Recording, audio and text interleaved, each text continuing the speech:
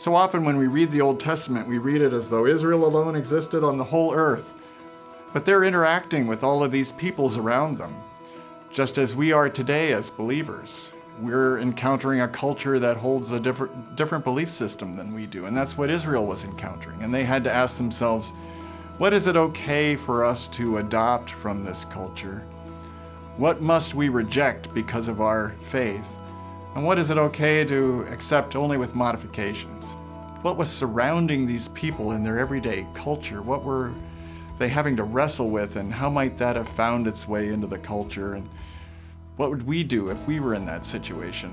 So we really can't fully understand what was going on in what we read in the Old Testament unless we understand how Israel was interacting with the surrounding pressures on them. That requires at least some knowledge of the broader ancient Near East. Ugaritic is probably the easiest way to begin accessing that understanding of the broader ancient Near East. Ugarit was a city-state that existed on the coast of the Mediterranean, directly east from the island of Cyprus.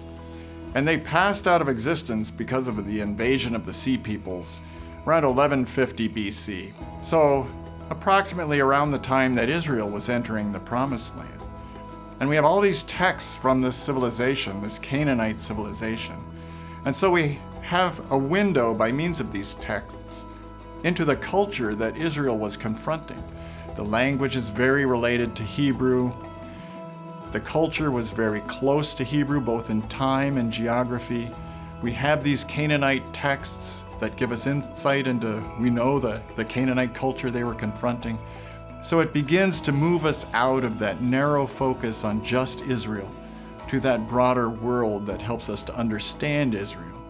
So this course would be an absolute necessity for anyone who wanted to grow in their understanding of Israelite culture that they're reading about in the Old Testament.